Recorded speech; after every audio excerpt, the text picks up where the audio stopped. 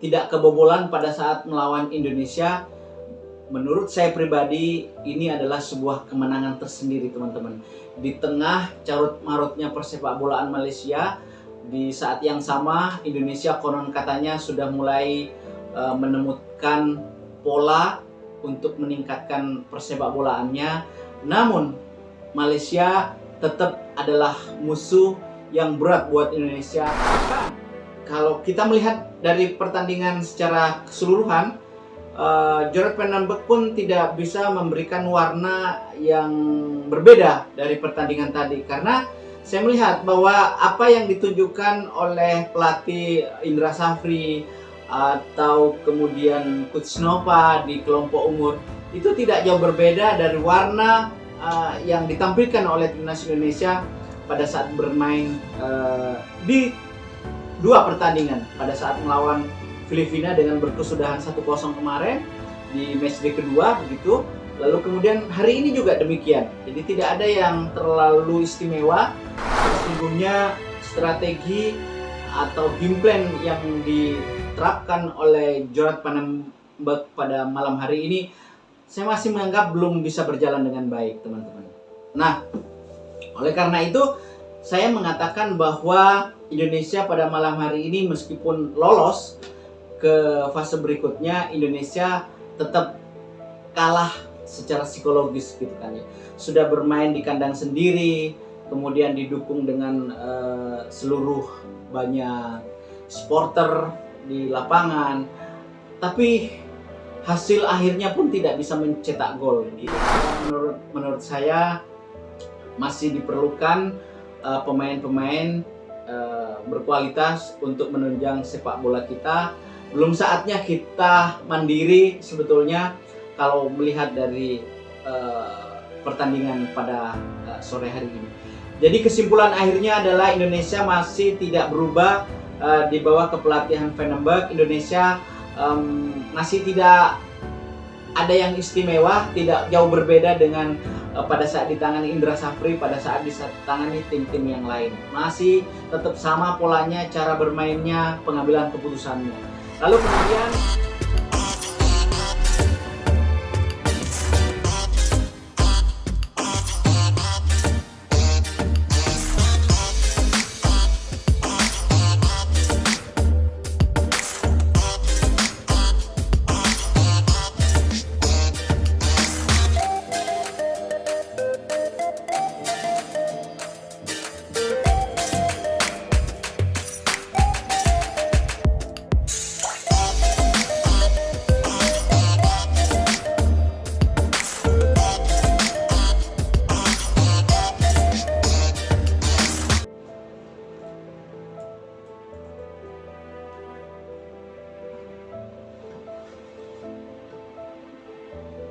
tes 1, 2, 3. Assalamualaikum warahmatullahi wabarakatuh. Apa kabar teman-teman? Semoga hari ini kita semua sehat. Jumpa lagi bersama Biodika Sport Channel. Kita hari ini akan kembali membahas pertandingan timnas Indonesia yang beberapa menit yang lalu berkesudahan dengan skor kacamata 0-0, teman-teman. Antara Indonesia berhadapan dengan Malaysia. Secara keseluruhan, pada akhirnya Indonesia menjuarai grup dengan skor 7 ya di puncak klasemen. Kemudian disusul dengan Filipina yang pertandingan yang sama juga mengalahkan Brunei dengan skor 2-0 ya. Di dalam cuplikan pertandingan tadi pada saat kita menonton timnas Indonesia itu ada gol penalti kalau tidak salah di gol pertama, lalu kemudian disusul babak kedua tampaknya juga ada terjadi gol. Artinya Filipina berada di posisi nomor 2 dan memastikan dirinya berada di peringkat 2 terbaik, dan bersama dengan Indonesia melaju ke fase berikutnya. Nah, memang ini sangat mengejutkan buat Filipina karena dari awal Filipina memang tidak diunggulkan ya. Di grup ini antara Indonesia, Filipina dan Malaysia serta Brunei yang memang kebanyakan kita berpikir bahwa Indonesia dan Malaysia akan masuk ke semifinal, tetapi di luar dugaan tampaknya Filipina dengan kemenangan 2-0 terhadap Malaysia itu juga membuahkan hasil yang cukup baik karena di pertandingan terakhir juga mampu menang 2-0 setelah di pertandingan keduanya dikalahkan oleh Indonesia dengan skor 2-0 juga gitu. Nah, itu artinya Filipina sudah berada pada posisi terbaik di turnamen ini, di grup ini. Peringkat 2 terbaik setelah Indonesia. Dan ini luar biasa untuk persepak bolaan Filipina. Lagi-lagi beberapa kali atau kali kesekian kalinya begitu Filipina memastikan diri untuk lolos ke fase berikutnya. Malaysia atau pendukung timnas Malaysia ini memang meragukan ya dari awal kemampuan timnas Malaysia untuk mengalahkan Indonesia. Bahkan untuk maju ke fase berikutnya itu sangat diragukan setelah bermain buruk ketika melawan Filipina. Publik sepak bola Malaysia memang kemudian tidak menaruh harapan besar. Lagi-lagi Malaysia berada di titik terendah untuk pembinaan sepak bolanya dan terbukti di kelompok umur atau di AFF U23 ini Malaysia tidak bisa menunjukkan prestasi lebih dari sebelumnya. Menjadi PR tersendiri untuk sepak bola Malaysia yang mana tertinggal jauh dari Indonesia pada saat ini begitu. Namun di saat yang sama saya mengatakan bahwa Malaysia memang tidak mampu menempatkan dirinya ke semifinal, tetapi tidak kebobolan pada saat melawan Indonesia. Menurut saya pribadi ini adalah sebuah kemenangan tersendiri teman-teman. Di tengah carut-marutnya persepak bolaan Malaysia, di saat yang sama Indonesia konon katanya sudah mulai menemukan pola untuk meningkatkan persepak bolaannya. Namun Malaysia tetap adalah musuh yang berat buat Indonesia. Bahkan di pertandingan tadi Indonesia hampir tidak bisa mengembangkan permainannya dengan baik. Indonesia hanya mampu bermain cantik dari kaki ke kaki pada saat berada di belakang dan di tengah lapangan. Ketika masuk di sepertiga pertahanan Malaysia, Indonesia pun kesulitan sekali untuk menembus. Terlepas dari beberapa peluang ya, Indonesia sedikit ada peluang tapi tidak bisa dimanfaatkan. Secara keseluruhan memang Indonesia secara ball possession Indonesia mampu berada di angka 67% berbanding 33% teman-teman. Tetapi hasil akhirnya adalah Indonesia juga memiliki banyak kebuntuan, memiliki tidak terlalu banyak yang bisa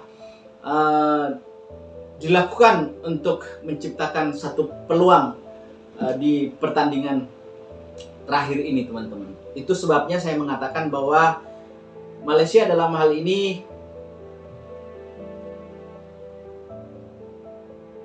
mampu mengimbangi Indonesia di tengah Indonesia berbenah untuk memperbaiki sepak bolanya. Indonesia dengan berbagai macam kekaguman terhadap pelatih yang sudah ditunjuk oleh federasi, yakni Gerard Van den Berg, teman-teman. Kalau kita melihat dari pertandingan secara keseluruhan, Gerard Van den Berg pun tidak bisa memberikan warna yang berbeda dari pertandingan tadi, karena saya melihat bahwa apa yang ditunjukkan oleh pelatih Indra Safri atau kemudian Coach Nova di kelompok umur itu tidak jauh berbeda dari warna yang ditampilkan oleh timnas Indonesia pada saat bermain di dua pertandingan, pada saat melawan Filipina dengan berkesudahan 1-0 kemarin di matchday kedua begitu. Lalu kemudian hari ini juga demikian. Jadi tidak ada yang terlalu istimewa dari permainannya, ya. Bola seringkali buntu atau seringkali bingung dalam melakukan penyerangan, seringkali juga terburu-buru dan cenderung melakukan dribbling secara berlebih-lebihan. Jadi saya melihat bahwa pola permainan Indonesia pada saat ini masih tetap sama seperti yang dulu gitu kan ya. Kita tidak tahu apakah karena memang pemain yang di kelompok umur ini adalah pemain lokal begitu ya, meskipun kita tahu bahwa penggawa timnas Indonesia U23 ini adalah pemain mayoritas Liga 1 dan berkompetisi secara reguler. Mereka memiliki jam bermain yang bagus, tetapi saya masih melihat bahwa sesungguhnya strategi atau game plan yang diterapkan oleh Gerard Van den Berg pada malam hari ini saya masih menganggap belum bisa berjalan dengan baik, teman-teman. Nah, oleh karena itu saya mengatakan bahwa Indonesia pada malam hari ini meskipun lolos ke fase berikutnya, Indonesia tetap kalah secara psikologis gitu kan ya. Sudah bermain di kandang sendiri, kemudian didukung dengan seluruh banyak supporter di lapangan, tapi hasil akhirnya pun tidak bisa mencetak gol gitu, teman-teman.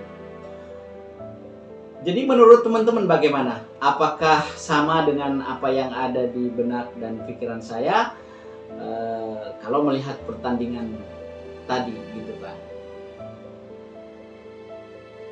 Giants Raven yang tadinya kita menganggap pemain ini mampu menggantikan posisi Ole Romeni pada saat sedang cedera, karena compare atau pertimbangannya adalah mampu mencetak 2 hat-trick di pertandingan pertama dengan melesakkan 6 gol di 31 menit saja gitu kan. Lalu kemudian ekspektasi kita mengarah kepada Giants Raven yang dianggap bisa mengganti posisi oleh Romeni, namun di 2 pertandingan itu Giants Raven pun tidak bisa mencetak 1 gol pun. Hanya ada peluang, tapi itu pun gagal diciptakan peluang itu. Nah, cukup disayangkan sekali teman-teman pertandingan kali ini. Saya menganggap bahwa Indonesia belum layak bermain seperti seniornya di timnas Indonesia begitu. Entah karena memang potensi atau talenta kita masih belum setara dengan pemain-pemain senior yang berdiaspora atau pemain naturalisasi, atau seperti apa. Berbeda sekali ya teman-teman ya.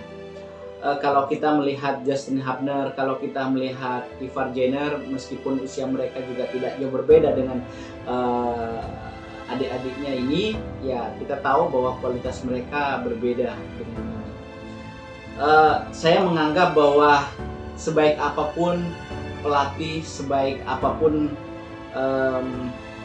strategi, lalu kalau mental bermain kita masih tetap sama, itu hasilnya pun tidak jauh berbeda.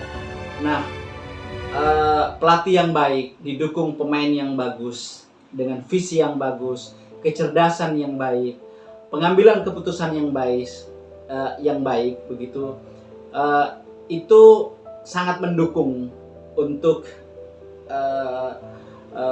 pelatih dan pemain. Tapi kalau Hanya satu saja pelatih saja yang memiliki kualitas yang baik dengan tingkat keilmuan yang baik, lalu kemudian pemain yang tidak bisa menerima atau menerapkan game plan itu juga percuma, teman-teman. Jadi menurut saya masih diperlukan pemain-pemain berkualitas untuk menunjang sepak bola kita. Belum saatnya kita mandiri sebetulnya kalau melihat dari pertandingan pada sore hari ini. Jadi kesimpulan akhirnya adalah Indonesia masih tidak berubah di bawah kepelatihan Vandenberg. Indonesia masih tidak ada yang istimewa, tidak jauh berbeda dengan pada saat ditangani Indra Safri, pada saat ditangani tim-tim yang lain. Masih tetap sama polanya, cara bermainnya, pengambilan keputusannya. Lalu kemudian Malaysia saya anggap menang dalam hal ini, meskipun Malaysia tidak lolos gitu kan. Tetapi Malaysia tetap dengan pelatih lokalnya itu sudah cukup mampu untuk bisa menahan Indonesia. Memang Indonesia tidak keluar menyerang di babak pertama. Itu adalah keputusan yang menurut saya juga sangat disayangkan, karena Indonesia harus membutuhkan maksud saya Malaysia harus membutuhkan poin ya, minimal menang dengan 2 poin. Tetapi Malaysia di babak pertama lebih cenderung bertahan dan melakukan counter attack. Seharusnya Malaysia bermain seperti di babak kedua, mereka keluar menyerang dan karena ya memang Malaysia harus bisa memenangkan pertandingan gitu kan. Jadi kalau bermain dengan cara ya seperti tadi, menempatkan 5 gelandang di bertahan atau di tengah, menumpuk pemain di situ, tentu kesulitan ya untuk memberikan penekanan gitu loh. Tapi berbeda di babak kedua gitu, Malaysia keluar menyerang dan itu tentu pertandingan jauh lebih menarik. Meskipun begitu Indonesia juga tidak mampu memberikan gol gitu. Meskipun secara keseluruhan kualitas pemain Indonesia jauh lebih menguasai permainan begitu. Berharap nanti insya Allah kita ketemu dengan Vietnam. Tentu kita berharap kita bisa memenangkan dan bisa melaju ke final pastinya, karena memang Indonesia harus bisa memenangkan pertandingan secara keseluruhan sampai di final, karena target PSSI untuk turnamen ini adalah juara begitu. Nah, kalau misalnya pertandingannya masih tetap seperti ini, Indonesia mampukah Indonesia mengejar asa untuk menjadi juara di turnamen ini seperti para pendahulunya begitu. Dan itu patut ditunggu perjuangan timnas Indonesia selanjutnya. Semoga video ini bermanfaat teman-teman. Assalamualaikum warahmatullahi wabarakatuh.